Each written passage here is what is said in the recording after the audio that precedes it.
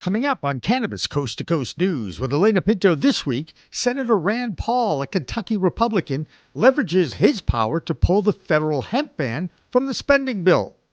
What are your views on the DEA's proposed rescheduling of marijuana, and what role do you see yourself playing in ensuring the process moves forward responsibly? So, Senator, thank you. And if confirmed, it'll be one of my first priorities when I arrive to DEA to see where we are in the administrative process. Just 1 week into his tenure as DEA head, Terrence Cole lists his top priorities, and cannabis isn't even in the top 10. Is anyone really surprised that he lied in his confirmation hearing? Plus, the Texas special session in the Austin State House continues to form the new regulations for the future of hemp in that state. And New York gets closer to the $2 billion level in sales, while over 100 already operating dispensaries in New York City may have to move from their locations, a compliance mistake that approved them to set up too close to schools. Plus, it's opening day in the tiny state of Delaware as adult use sales start on August 1st, and Massachusetts has a monumental day with the announcement of their plans for legal licenses for social consumption on site, at events, and for hospitality. And speaking of monumental developments in cannabis, 60 years ago, the Grateful Dead rock band was born in San Francisco at Golden Gate Park.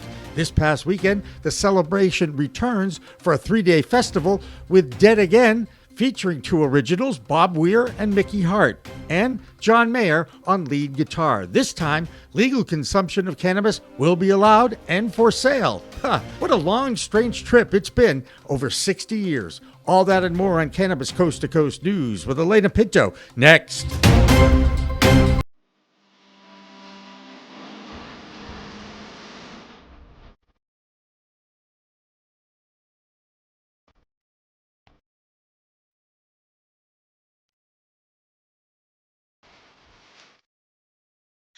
Hi, everyone. Welcome to this week's Cannabis Coast to Coast News, WPCM TV's weekly production of telling the stories of the fight to end cannabis prohibition. I'm Alaina Pinto. If you really want to have first access to this show, you want to download our app available on Google Play or the App Store. It's PCM Space TV, and you can just scan the QR code on the screen and it will take you right there. First up, it didn't take Terry Cole long to upset the cannabis community. It happened in his first week on the job as DEA administrator. A week ago, he released his to-do list of tasks for his agency, and rescheduling of cannabis, or even the word cannabis, was nowhere to be found. But remember this soundbite from his nomination hearing on May 7th. What are your views on the DEA's proposed rescheduling of marijuana, and what role do you see yourself playing in ensuring the process moves forward responsibly? So, Senator, thank you. And if confirmed, it'll be one of my first priorities when I arrive to DEA to see where we are in the administrative process. I'm not familiar exactly where we are, but I know the process has been delayed numerous times, and it's time to move forward. Okay, well, the process that's undergoing is to move marijuana to Schedule 3 under the Controlled Substances Act. So we're maybe somewhere in the process. Are you committed to seeing it to fruition?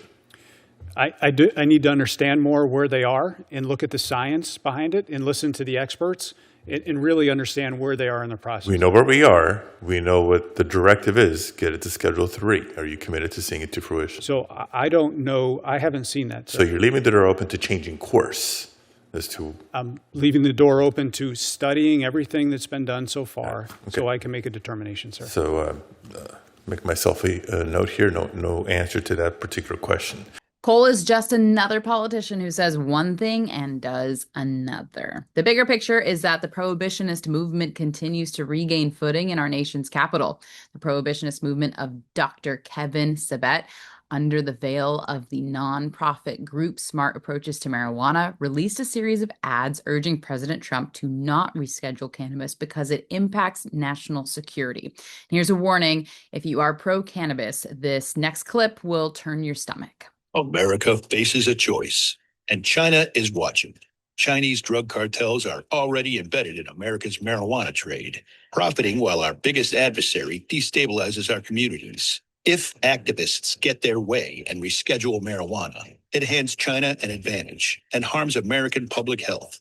Rescheduling marijuana would actually give cartels a tax break. President Trump, don't reschedule marijuana. It's not just domestic policy, it's national security. This is not the only group looking to continue to leave cannabis alongside heroin and LSD on the schedule of controlled substances that President Richard Nixon created in 1971. The fact that this commercial spot is running on the Fox networks reinforces the propaganda and misinformation of the anti-cannabis movement. Because of its federally illegal classification, no major traditional media outlets will allow any positive public service announcements. It's just another injustice practiced by our government. The same practice that was in place 88 years ago when cannabis prohibition started on August 2nd, 1937, with the passing of the Cannabis Tax Act. Here's Andrew Behringer with more on the new prohibition efforts under this new administration. I'm Andrew Behringer with the Washington, D.C. report for Cannabis Coast to Coast News.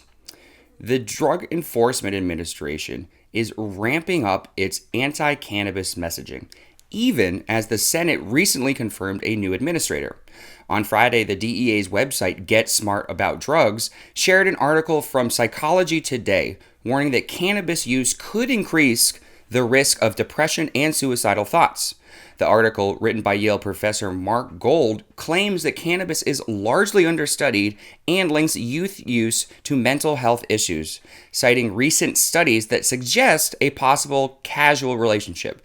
Gold urges healthcare providers to assess patients for cannabis use when evaluating for depression or suicidal behavior, and recommends that more research be done into the timing of cannabis use and mental health symptoms. The article is praised by prohibitionist groups such as Smart Approaches to Cannabis, SAM, which calls Gold one of the most distinguished professors on drugs and the brain. This campaign comes at a time when advocates see mixed signals from the DEA's leadership. Newly sworn-in Administrator Terrence Cole indicated that rescheduling cannabis would be among his top priorities, but recent agency action suggests otherwise.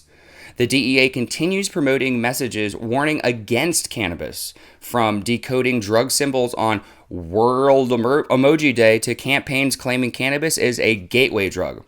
Last May, during National Prevention Week, the agency also highlighted memes allegedly harmful effects of cannabis, some linked to a group founded by parents whose children died by suicide after high use of cannabis.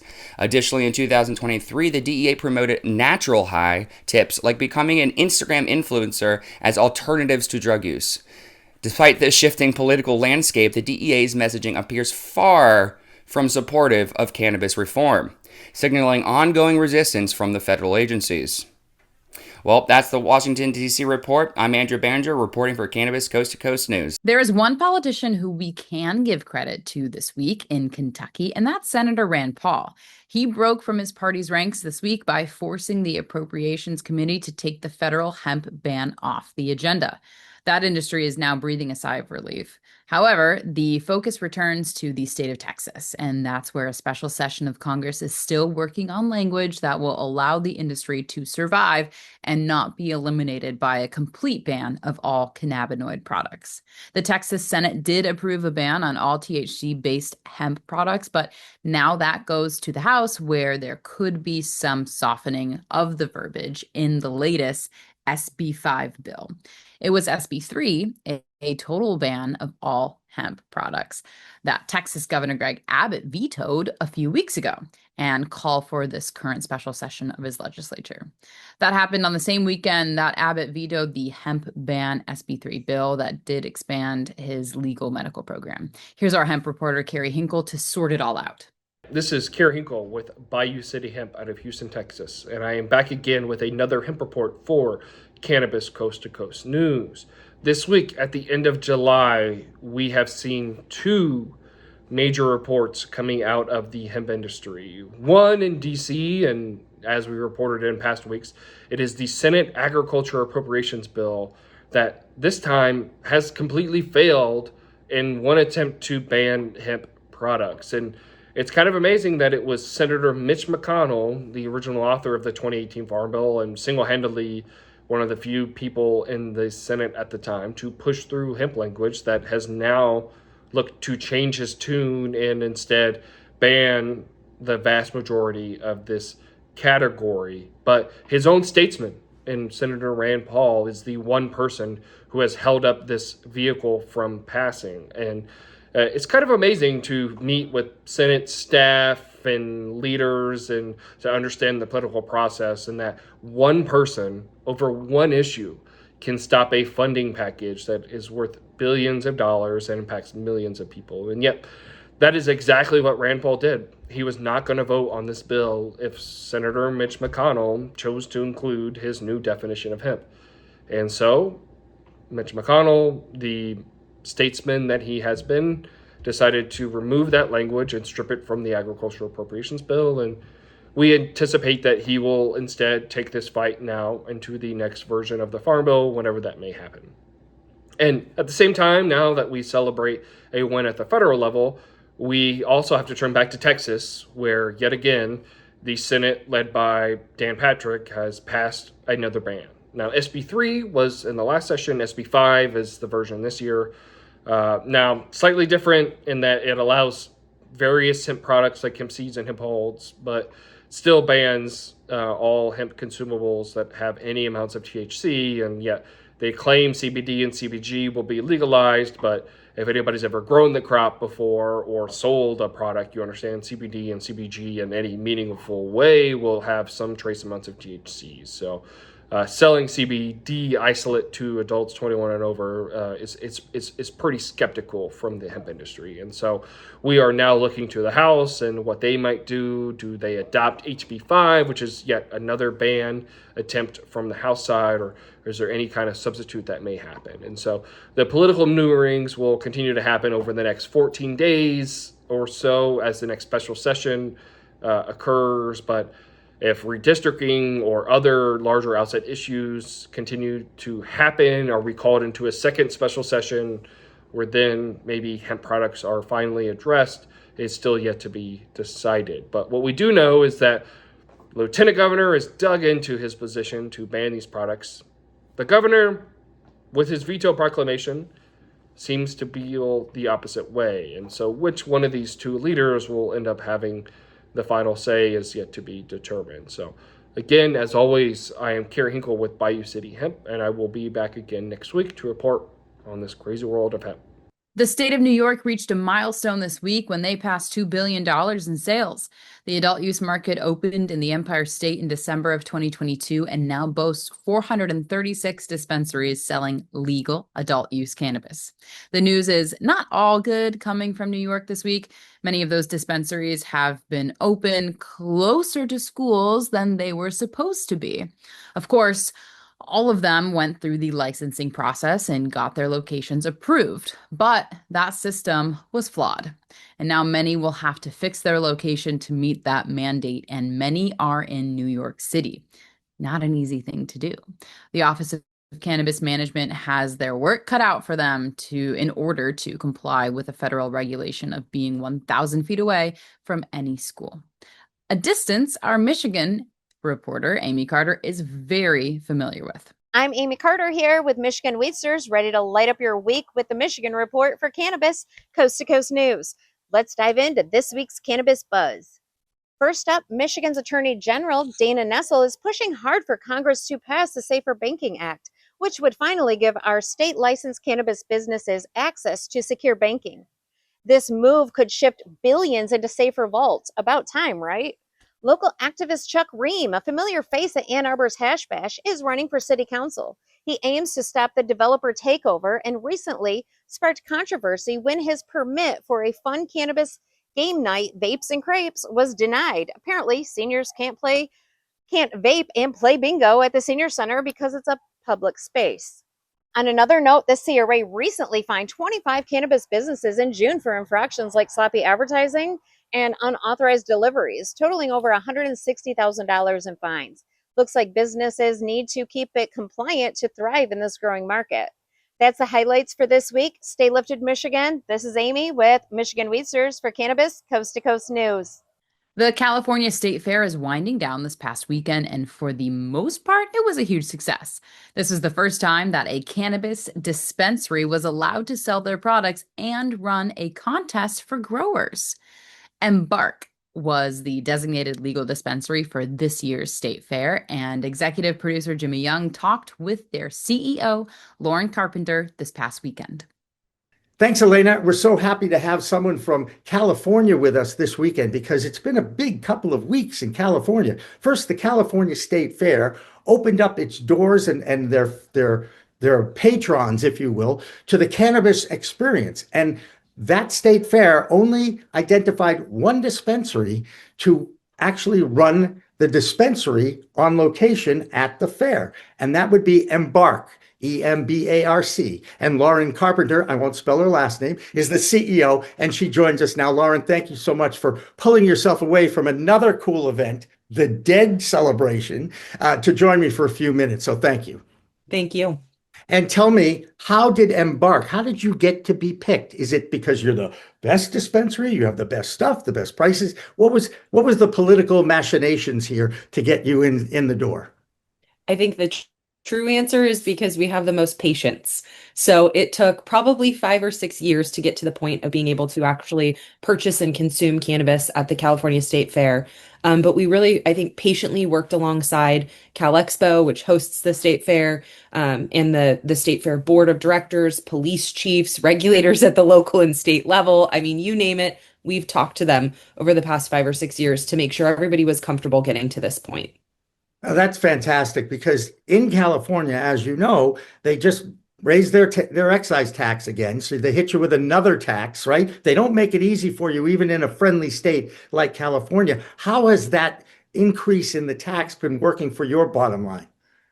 I think the greatest misconception that we've heard, I've spent months in the halls of our legislature having conversations with legislators about this very issue. And the greatest misconception is legislators who see this as a tax on marijuana millionaires, people like me, who they believe are just sort of cashing in by operating these businesses, not recognizing, of course, that we exist under a 70% effective tax rate, right? And operate on razor thin margins. So I think the most important and compelling conversation we've been able to have with folks is that this is candidly another tax on consumers, right? Another tax on everyday Californians, like me and my friends and my neighbors and my parents, who are already seeing higher prices basically everywhere, right? California is a wonderful place to be. It's a beautiful place to be, but it's an expensive place to be. And California cannabis consumers can't afford to just keep paying more. And our governments at the local, state, and federal are just going to keep trying to get a little piece of the pie. And the problem is the pie is big enough for everybody, but there's a lot of people that like to have too much, more than their share of that pie. Would that be an accurate way to look at that? I think there's a lot of ways to look at it. I think we're starting to see consolidation. So yes, we're starting to see bigger players. And I think there's sort of a fundamental misunderstanding of the economics when it comes to our market. That's right, because they expect it to be $1 trillion industry, and it's at the $1 billion level now, and that should be enough. But what they don't realize is you don't see a lot of that revenue. Those margins are teeny weeny, right? The very policies we're working to and advocating to change are often those same policies that are stifling the market from achieving its true potential. But that means we have to all sort of take a step back and operate on facts and not on feelings. And, that can be tough sometimes, particularly in politics. Yeah, and that's where your patience comes in, and good for you. And I have a lot of respect for you. And I also am totally envious and jealous about where you are this past weekend, because you're at the Golden Gate Park where the Grateful Dead are celebrating 60 years of existence. The fact that these guys are alive and still able to play their songs and bring in a guy like John Mayer, who really carries the music. I mean, he's fantastic too. Yeah. I'm very jealous because I've always enjoyed. First of all, I'm old enough to remember 1965, okay, just for the record, all right? And of course, I'm certainly familiar with the San Francisco sound back then and the whole history and everything. It's a celebration in San Francisco, which is exactly where it all began for them. So I'm going to guess, and everybody thinks this might be their final farewell. Who knows? Who knows? What I can tell you is exactly what you said. This really feels like a full circle moment, right? To see this band celebrating with their community 60 years later in this park, in the place, in the space where it all started is incredible. And I think, we are the team that is bringing on-site sales and consumption into this event. I think none of us are surprised. Cannabis has always been at dead shows, right? But this is the first.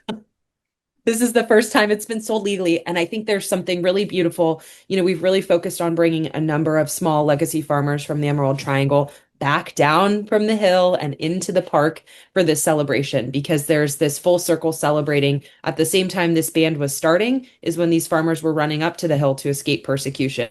And so to be able to see them coming back down and celebrating the band and with this community it's an incredible thing to see. I'm going to play Do You Know with me because I really only know one farmer in Humboldt, and it's Wendy Kornberg. I don't know Wendy, but we have Wendy from Space Gems. No, So different Wendy, but an awesome Wendy, and also from the Triangle. There you go. And she's with Cannabis Farms, and she was an editor with Skunk Magazine for a while. And I got to be friends with her over the years. And it's fun. It's fun to connect both coasts. And it's kind of what I always wanted to do. Massachusetts was the first East Coast state.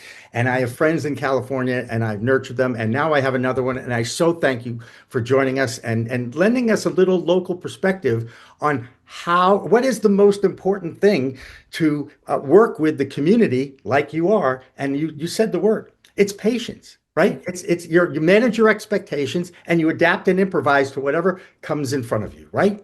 Exactly.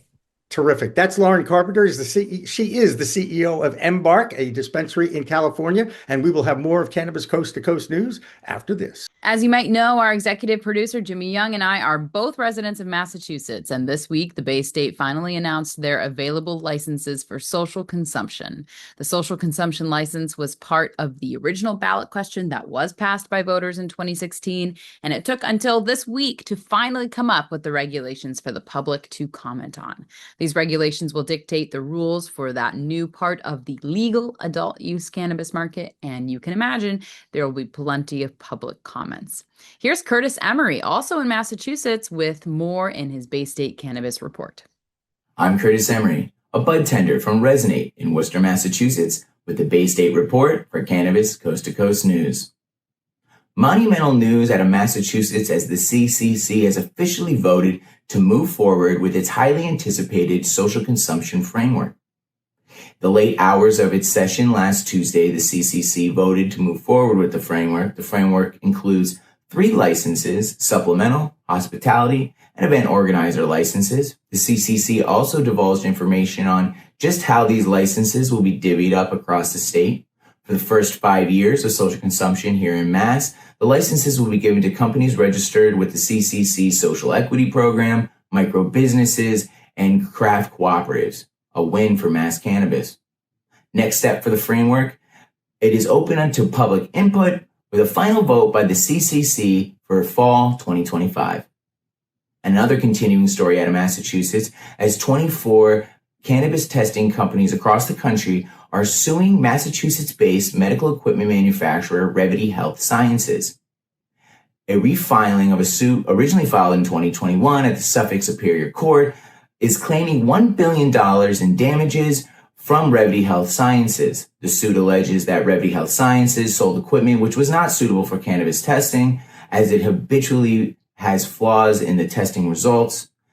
The suit also claims that Revity Health Sciences engaged in fraudulent marketing and sales practices, offering solutions that the equipment and the company could just not back up. And that's all from me, Curtis Emery, with a Bay State Report, Cannabis Coast to Coast News. That'll do it for the A block, our first section of Cannabis Coast to Coast news for this week. Up next are international reports from England, Europe, and Canada. And another European nation decriminalizes the plant.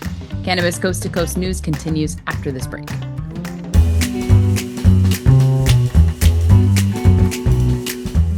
Your cannabis business could be overpaying by hundreds of thousands of dollars in federal income taxes because of one simple assumption that you're making about your accountant. A dispensary owner in Colorado called me frustrated as hell. He'd been working with the same accountant for 3 years. His accountant said, "What's 471C?" Here's what the ignorance of that accountant was costing this business owner: $180,000 every single year for 3 years. 471C has been around since 2017. We're talking about an 8-year-old tax provision that many cannabis CPAs don't fully understand. 471C is one of the most complex and highly debated tax strategies in the cannabis industry. If you want to make sure you're not leaving any money on the table, I'm offering free 471C reviews this month. Link in the description.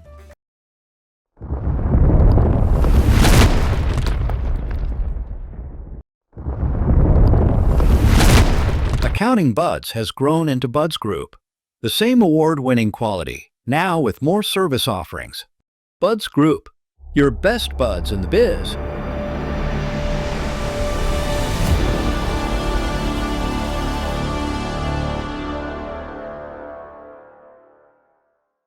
Looking for PR that over-delivers on expectations? At Maverick Public Relations, they pair big agency experience with personalized attention. From launching award-winning brands to securing top-tier media hits, their data-driven communications team helps visionary leaders and entrepreneurs rise above the media noise. Maverick PR is responsive, collaborative, and relentless about results and ROI. Visit themaverickpr.com and make headlines together. If you want to make history, if you want to be part of history, if you want to say you helped legalize marijuana in America, now is the time to join us.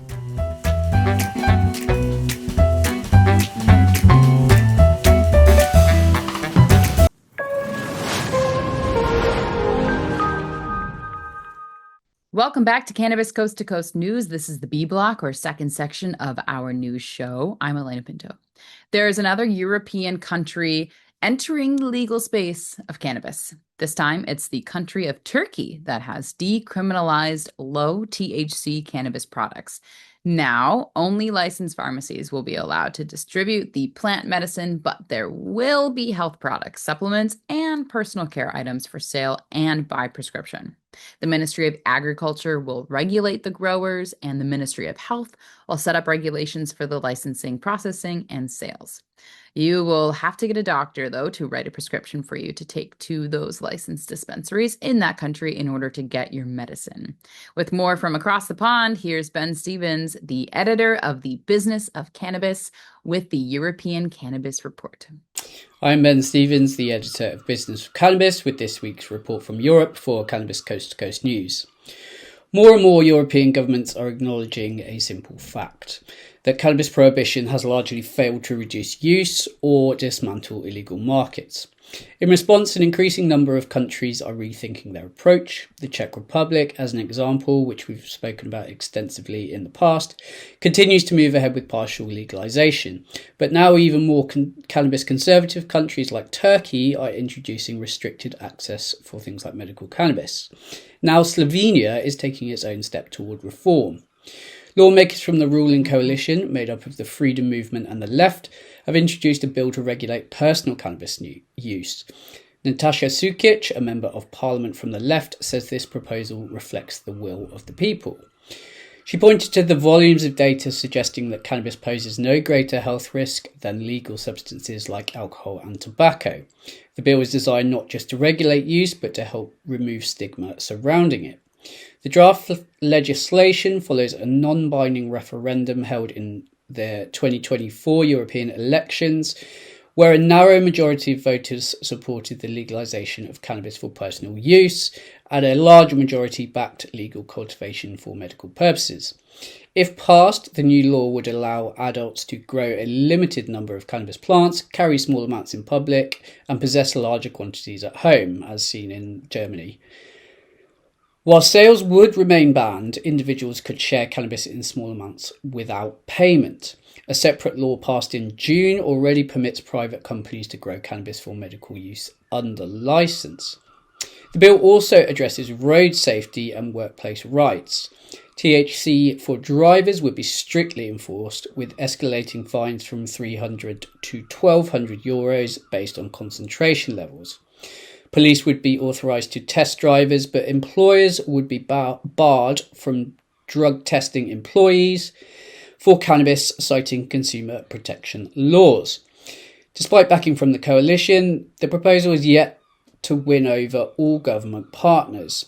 The Social Democrats have not endorsed the bill and is expected to undergo further public consultation and revision before a final vote. That's all from me this week. I am Ben Stevens, the editor of Business of Cannabis, reporting for Cannabis Coast to Coast News. I'm Dave Barton from Thermador with your UK Cannabis Report for Cannabis Coast to Coast News. In an interview earlier this week, Head of Curaleaf UK, Jonathan Hodgson, expressed concerns around access to medical cannabis, stating that we need to do a better job getting a clear, unified message out to the wider public, adding that the messaging isn't always reaching the mainstream. He went on to outline what he thinks are the major barriers to increasing patient numbers here in Britain. These include awareness, understanding, and mainstream media reporting, which he described as not having evolved. Hopeful that the UK's patient numbers could double in the next 12 to 24 months, Hodgson also stated that most people becoming patients now face fewer delays, better continuity of supply, more choice, better quality, improved service levels, and better affordability too. However, he says very little about trying to better understand the UK patient community or those self-medicating via the illicit market, estimated to be around 1.8 million people. The UK's medical cannabis market has shown consistent growth over the last 2 years, with some clinics reporting double-digit growth month on month. New NHS stats corroborate this too, with some 300,000 items being prescribed between April 23 and 24, more than double the previous year. That's all for this week's UK Report. I'm Dave Barton from Thermador, reporting for Cannabis Coast to Coast News. This is Debbie Facey with the Canadian Coast to Coast Cannabis News Report. So what we have in Canada this week is the HMRA, so the Canadian Health Regulatory Agency has put out a much more updated guidance when it comes to the pesticides they're going to be utilizing within the cannabis and hemp industry. We want to make sure that when it comes to inhalation, it is being overall successful, but overall becoming unharmful to our overall system. So what they are now not only introducing, but they are putting into effect is that each company has a 2-year compliance of being able to do the proper studies when it comes to their pesticides being used within their facility. Also, their biopesticides, so their secondaries, aren't necessarily exempted, but they aren't going to be something that is going to be as needed underneath the compliance, which means that this is going to be helping most of the cannabis that is going to be produced within Canada a little bit more cleaner due to the fact of an overall pesticide look on what is going to be better for the plants, but going to be more healthier for our overall bodies, especially when it comes to smoking and vaping. So when it comes to Canada's news this week, this is Debbie Facey with the Canadian Coast to Coast Cannabis News Report. Peace. Back here in the United States, the tiny state of Delaware has opened its adult use sales last Friday. The state is allowing all the existing medical dispensaries to open its doors to adult use sales. Their governor, Matt Meyer, toured a dispensary this past week in anticipation of the opening on August 1st. Their governor shared this quote: Delaware has taken a major step forward by launching a legal adult use cannabis market that prioritizes equity, safety, and accountability. This new industry will generate critical revenue to strengthen our schools, infrastructure, and public health systems, while creating real opportunities for entrepreneurs. This revenue also gives us a powerful tool to invest in the communities most impacted by the war on drugs, addressing past wrongs. Unquote. In the meantime, Virginia continues to limp along with a medical-only program, but advocates are hoping that when their veto-happy Governor Glenn Youngkin finishes his term, his successor will support the legislative efforts that created a bill for a legal adult use market. That's the bill that Youngkin vetoed twice during his term.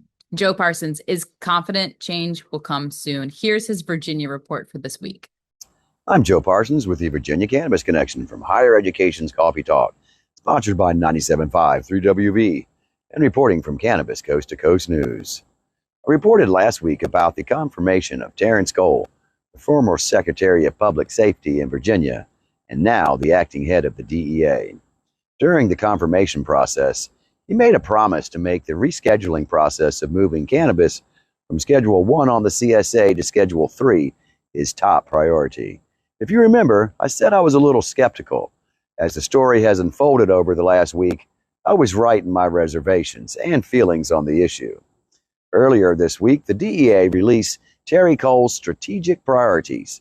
They included anti-trafficking enforcement, Mexican cartels, the fentanyl supply chain, drug-fueled violence, and even cryptocurrency and the dark web. In the news release, they stated that Administrator Cole's top priority is to increase the pressure on the drug cartels and combat the deadly drug crisis with urgency and resolve.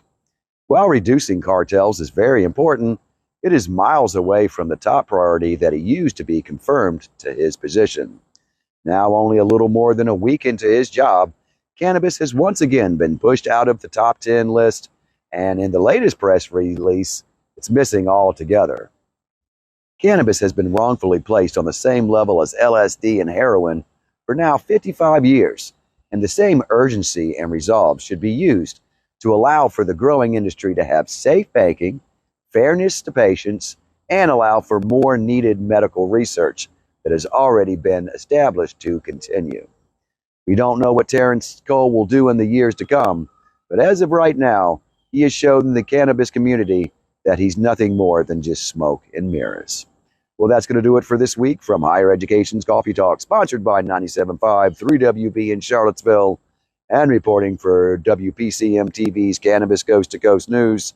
I'm Joe Parsons. Until next time, stay lifted. One more note from Massachusetts. The State Psychiatry Society is endorsing a bill to decriminalize psilocybin possession.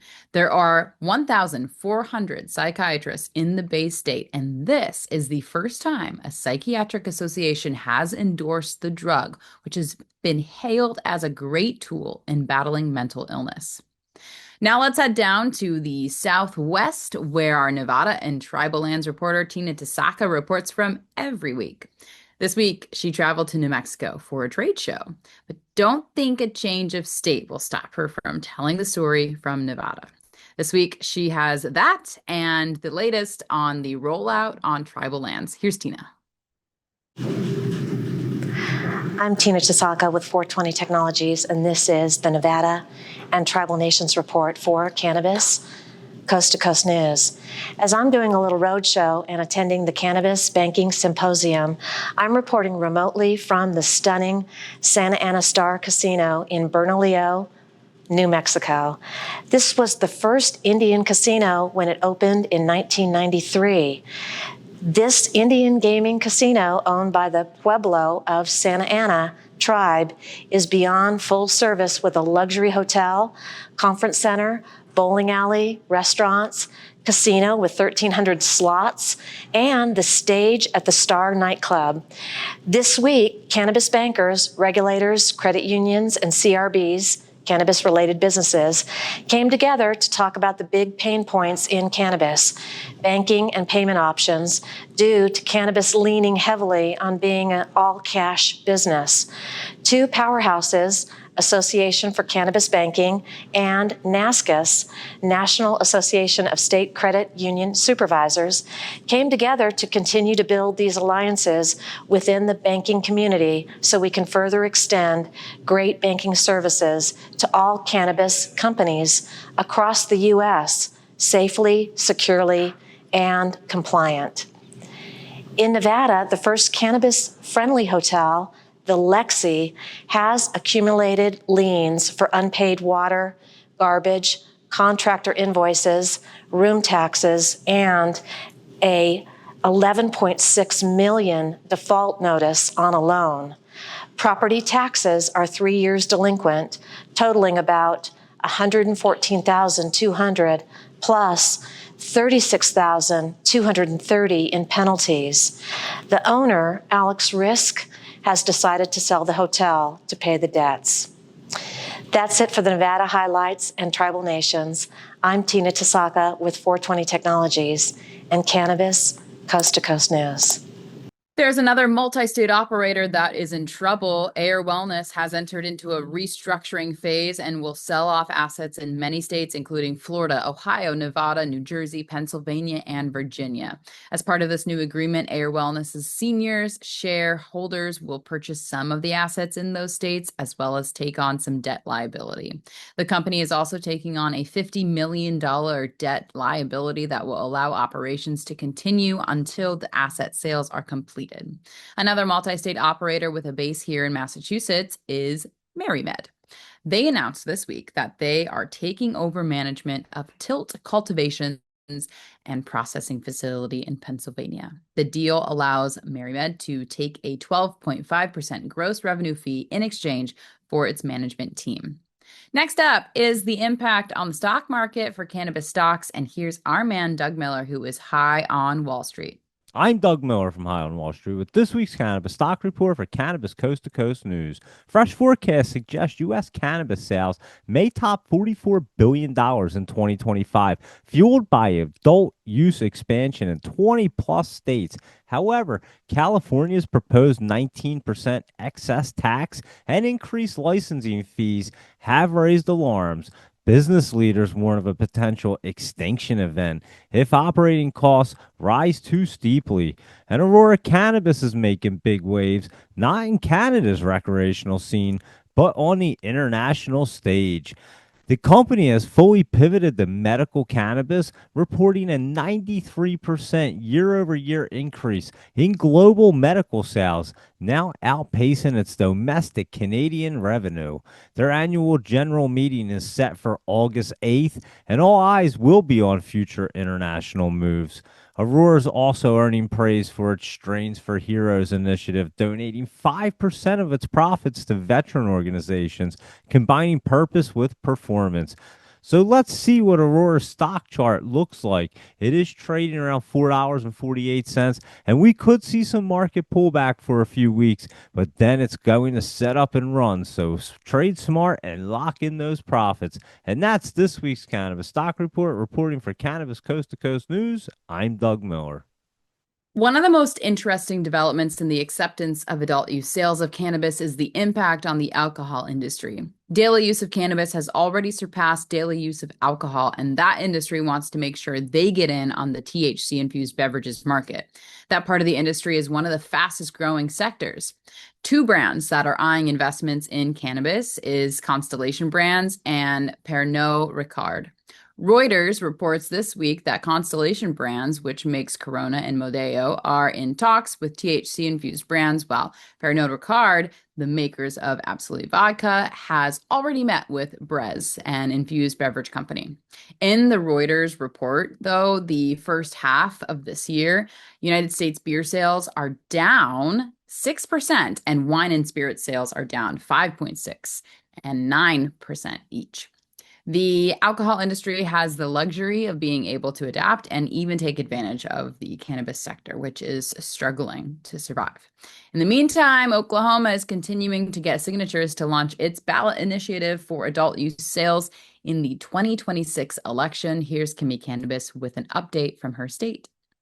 I am Kimmie Cannabis of Can I Talk About It with the Cannabis Coast to Coast News. I am here at Terp Float 2025 in Tahlequah, Oklahoma. And as you can see or hear, my voice is almost gone because I have been having a blast all weekend. And you can see the floaters behind me. This is one of those times that you want to celebrate with all the bad news and all of the things in cannabis that we hear about all the time. This is the important stuff that we want to amplify as well. When community and different brands get together, this event has been amazing. You see companies and brands from all over the state, and we get together, we get on the river. It's a family event. We have the best live music here. It has been a whole vibe.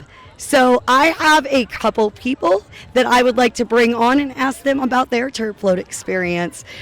I am here with a few of our Terp Float. Tell us who you are and why you're here. I'm Lara. Lara lives loudly on Instagram. This is Cameron. This is my boo thing. Hello. We're here to escape the pressures of life and experience the floating of Terps. You know, what brought you here for that? So my first time, I actually heard about Terp Float before I ever went. And then I saw that there was an opportunity to volunteer and help out with some brands and stuff in the backgrounds. So Cameron and I actually volunteered, and we came up here and helped and, you know, worked and did a lot of stuff. And we didn't get to float, though. So this is our first time getting to float, and it is wonderful. It has been amazing. Did you float yesterday when it rained? Yes, I did. Super wet, super cold, but you know, if you had the rain gear like this hat, it helped a lot. I will say this as well, from last year or 2 years ago when we were here before, the staff has stepped up. I think they've done incredible this time as far as people working it. Just a shout out to you guys, been awesome. So thank you guys so much for putting this on this year. And yeah, it's been great. Both days floating, whether it's raining or the sun's out. I've been having a great time. So let me say this: the volunteers at this Terp Float experience have been working so hard and brought the vibes and the smiles to all of us. So we do want to do a special Can I Talk About It Cannabis Coast to Coast News shout out to all of the volunteers from the Terp Float experience down here, because this has been amazing. And all the booths are looking awesome. All the booths this year looking great. Everyone's super nice. You know, it's easy to talk to people. Like, the music isn't too loud, you know, at the time, so they give you enough time to go, you know, talk and learn about each booth. So I love that. And yeah, I just think it's more organized this year. Oh yes, we got a little action. Let's hear it for fire, rescue, police.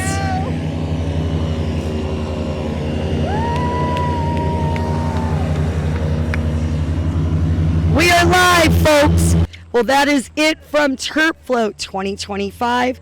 I am Kimmie Cannabis from Cannabis Coast to Coast News. Peace, love, and all that good stuff. That'll do it for the B block, but we have much more coming up in the final section of our show, including a 3-day festival in San Francisco headlined by Dead Again, the group of remaining members of the Grateful Dead rock band. Their concerts are legendary for the music and the aroma of cannabis that is always part of the experience. But this time, the Dead will be allowing sales and consumption for the first time. We have details coming up next on Cannabis Coast to Coast News. I am the mayor of the greatest city in the world, and it is my privilege to welcome Dead and Company.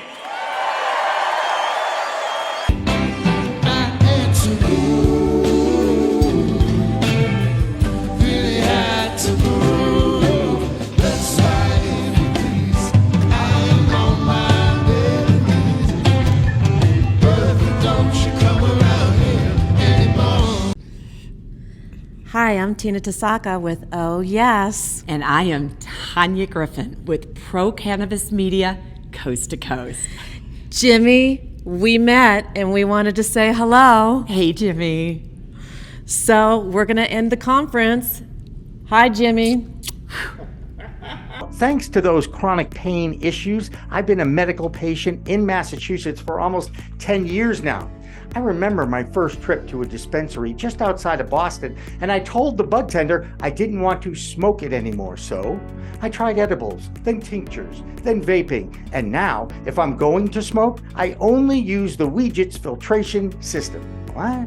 The Weejits.com, Weejits, that's weed, W-E-E-D, G-E-T-S.com, is where you'll find the planet's coolest product that cools the smoke from everyone's favorite flower. Now, the guy that started this was a pretty good medical device manufacturer, and he created this maze pipe that cools the smoking process from 1300 degrees Fahrenheit upon inflammation down to just 90 degrees when it reaches your mouth. That's right, 1300 down to 90. That's why this maze pipe is amazing. So here's how it works. You start with that glass bowl, you flame on, and then you inhale nice and smooth so the smoke goes through 3 different filtration and cooling systems. Now, if pre-rolls is your thing, you can use the Weejits filter that a pre-roll fits into perfectly. That's right, or even a chillum. The more filters, the smoother the draw. Best of all is the price. You can get all this, or one or the other, for just a few bucks. It'll cool your smoke and you'll give your lungs a break. Now, add in the code of PCMTV and you get 15% off. So just go to Weejits.com and check out the best way to enjoy a cooler smoke with less coughing and hacking and more peace of mind.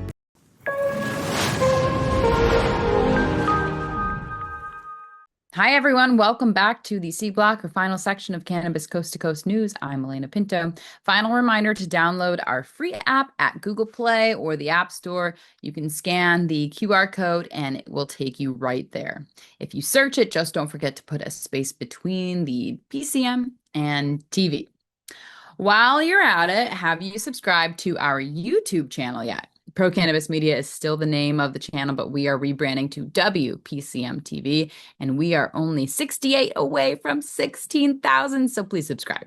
Everyone here, thanks for your support. We love you. One of our correspondents is one of the biggest pro-cannabis media personalities in Alabama. It's Jennifer Boozer. She hosts a radio show every Monday night called Sweet Home Cannabama on 105.6 FM, and she too has a YouTube channel by that same name. She's been featured in Dr. Bridget Williams' Courage in Cannabis book series, and she owned her own hemp and CBD store before a law changed in her state, and that's when she had to shut it down. That state has been a tad dysfunctional over the past 4 years since their medical program was supposed to start. But amazingly, they still have yet to give out one license, as the process was held up for years with legal proceedings and lawsuits. In the meantime, Jennifer continues to wave the pro-cannabis flag in her home state. Here's her update on her beloved home state of Alabama. I'm Jennifer Boozer, reporting from Alabama for Cannabis Coast to Coast News. More arrests in the state of Alabama. Jimmy Eugene McDowell Jr., a 68-year-old man from Jefferson County, think Birmingham, was charged with drug trafficking.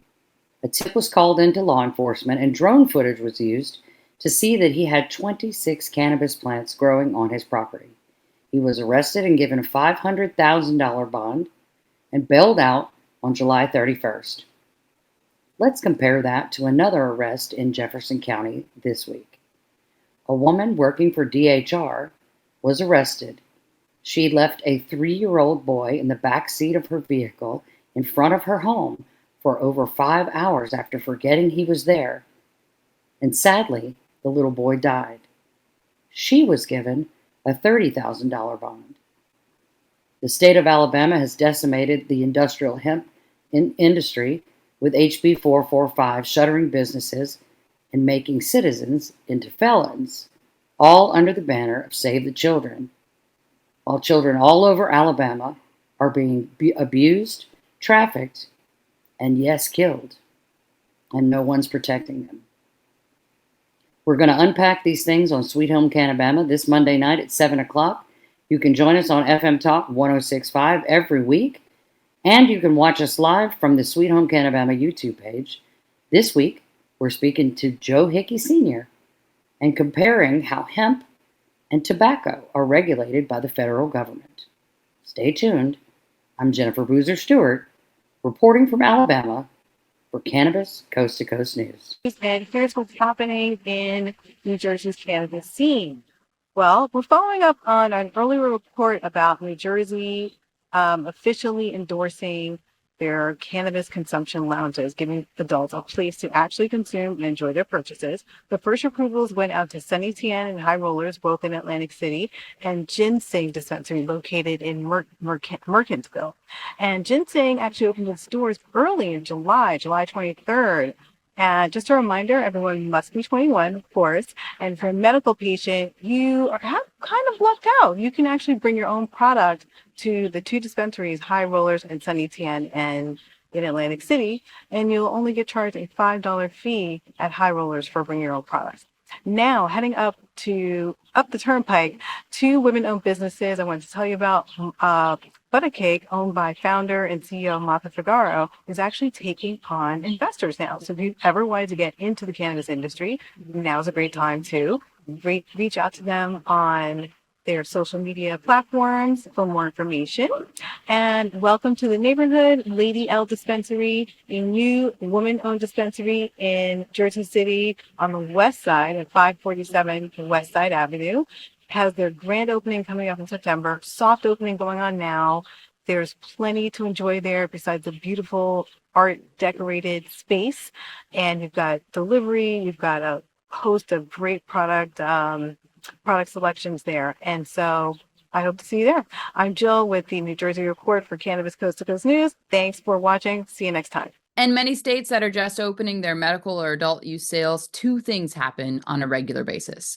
First, emergency room visits increase more, and most state regulations and social media censorship will not allow any educational messages that are positive about the plant to share content on their site. But the second thing that has happened far too often is bad actors who use predatory business practices to take advantage of the licensing process.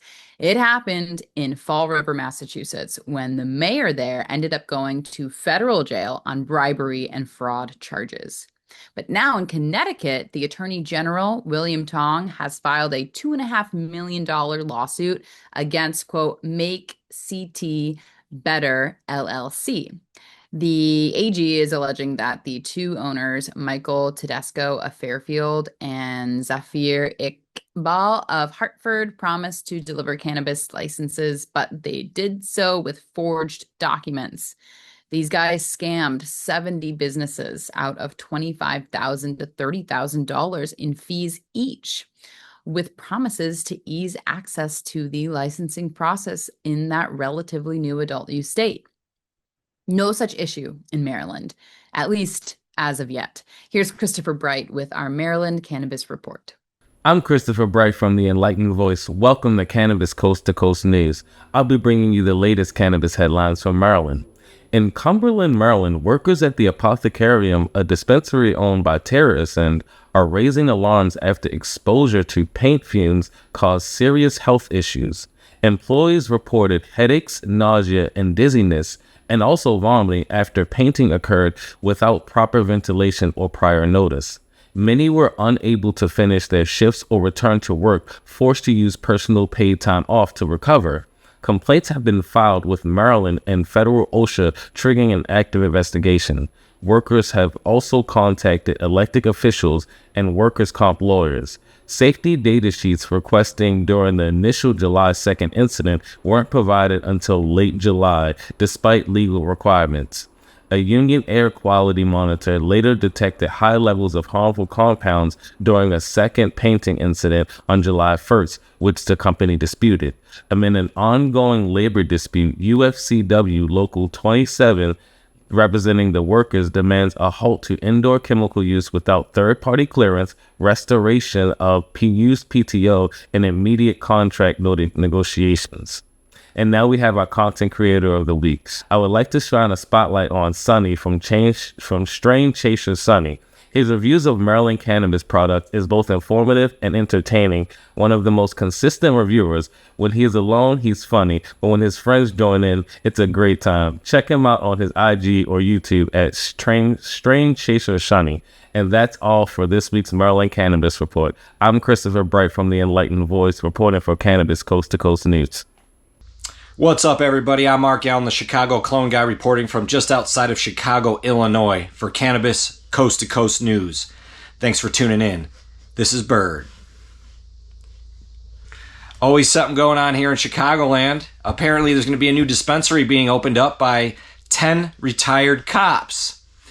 Yep, 10 retired cops came up with, about $6 to $10 million to sell drugs through now. So they spent decades throwing people in jail for weed, and now they're going to make money off of it. That's great. But hey, that's business. That's how it goes here, anywhere. Other news that I find very interesting is that there are outdoor grows going on commercially, outdoor cannabis grows in Illinois. But there's only been 2, but now there's going to be 3. But the problem is the state is trying to shut down the third outdoor grow, pretty much citing the fact that they can't conform to keeping the facility locked up and protected and enclosed. So that company is Curaleaf. So Curaleaf is now suing the state of Illinois, the Illinois Department of Agriculture, just like Green Thumb Industries and Nature's Grace and Wellness did to keep their outdoor grows, and they're pretty much in hoop houses, kind of like a screen tent is what they're calling them. But Curaleaf is suing the state of Illinois to grow outdoor. Another interesting aspect of this, the state required Green Thumb Industries and Nature's Grace and Wellness to get hemp permits to grow outdoor weed. Very interesting to know that, because I am a hemp farmer also trying to figure this out. So Illinois is getting sued now for letting some people do the same things they're not going to let other people do. But it looks like the path is kind of clear now. Things are opening up. Maybe I'll be reporting on my outdoor cannabis grow soon. Time will tell. But I am Mark Allen, the Chicago Clone Guy, reporting for Cannabis Coast to Coast News. Thanks for tuning in. Now let's go to the left coast in Washington state, where they are finally getting around to allowing their dispensaries the opportunity to use debit cards inside their legally licensed stores. Here's Matthew Friedlander with more. I'm Matthew Friedlander with Scheduler Annex, coming to you with the Washington State Cannabis Report, Cannabis Coast to Coast. I am reporting today from the Minority Cannabis Business Association's Equity Workshop Tour. I am down in Seattle. We are being hosted at the Somal Credit Union headquarters. They are one of the few banks here in Washington State that will do business with the cannabis industry. Access to capital and banking is obviously a huge issue for every cannabis business here in Nut City. It was a great conversation today, especially good to hear from some voices that we don't normally hear from.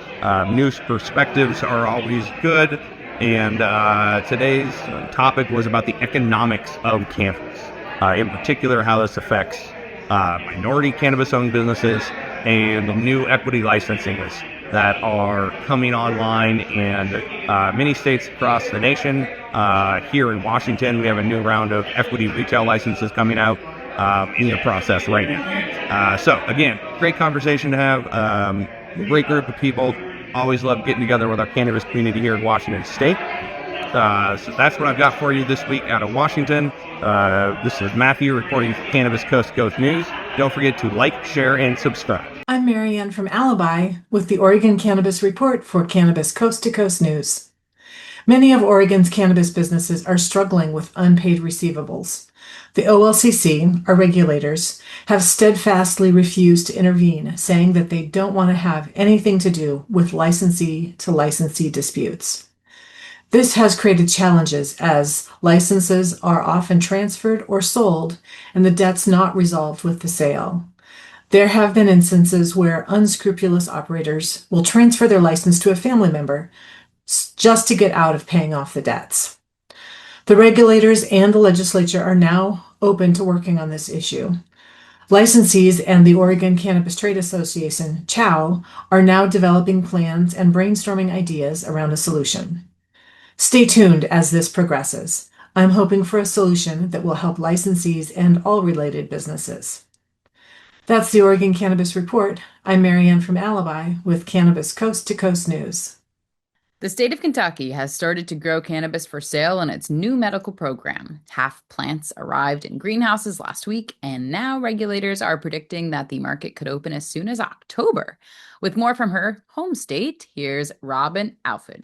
I am Robin Alford reporting for Cannabis Coast to Coast News, coming to you with the Kentucky Cannabis Report.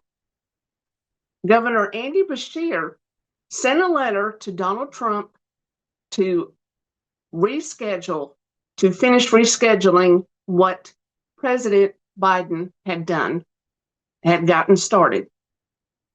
And we are hoping that when Governor Beshear is turned out, that he will run for president. I sent him a letter to encourage him to do that. I'm hoping he will. And there will be a dispensary opening in Ohio County in Beaver Dam. That is a area that I know very well, Paul. Yeah. And they will open on North Main Street in Beaver Dam, and it will be this fall when they do that. And they're probably shooting for November, hopefully. And that will be it.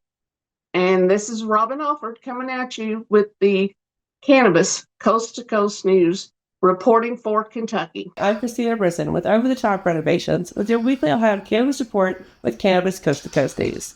As you know, things have stalled the last few weeks here in the government before they went on their summer break, but I'm happy to say that Representatives Callender and Fisher have been going against their party and standing up for what voters approved initially with Issue 2. Fisher has been known to say that thumbing the nose at voters is absolutely a non-starter, and Callender said he'd rather take 6 months to get it right. Additionally, as all this is going on, we still have 135 cities that have a ban or moratorium against adult use cannabis. So let's hope this is all going to change. Everybody speak up, go to events, say what you mean, and thank you, Ohio. This is Christina Brisson with Over the Top Renovations with your weekly Ohio Cannabis Report with Cannabis Coast to Coast News. We have a new reporter from one of the newest states to pass adult use, Minnesota. Alicia Bellamy from Herbs and Herbs is going to be reporting from that new state, and she is hoping to get her license in the next few months. Here's Alicia. I am Alicia Bellamy for Minnesota Cannabis News Report. I am a lucky recipient of my preliminary pre-approval for a micro-cannabis license. I have 18 months to get it on and get going. I am so happy to be able to start a dispensary in my home state of Minnesota. I love Minnesota, and I can't wait to be able to give you guys premium products and to make my own edibles. On July 22nd, we had 569 applicants apply for their retail license, and 75 lucky lottery winners won, which is the first step for adult use cannabis dispensaries across the state of Minnesota. Also on August 1st, we have an event license open for applications. And with that, people that want to have cannabis events can start having their events through the OCM. Also, the testing facilities are open for applications. I am Alicia Bellamy, reporting for Cannabis Coast to Coast News. And finally tonight, there's a saying from the 20th century. There's nothing like going to a Grateful Dead concert. The San Francisco-born rock band led by the late legendary Jerry Garcia has always been associated with the counterculture of the 60s. This weekend, they celebrate their 60th anniversary in San Francisco, where it all began. And now that some members of that band have passed on, originals like Bob Weir and Mickey Hart carry on as a group called Dead Again. John Mayer has joined them on a first guitar, and this coming weekend, the 60th anniversary festival will be allowing sales and consumption of cannabis, legal for adults over 21. So, despite the smell and consumption of cannabis has always been part of the Dead experience, this weekend it will all be legal. Of course, with 3-day tickets going for over $600, you might need to catch a buzz to just enjoy the ride and the vibe. All right, that's this week's Cannabis Coast to Coast News. I'm Alaina Pinto. Remember, it's a whole new world of weed out there, so consume it responsibly, and we will see you next time.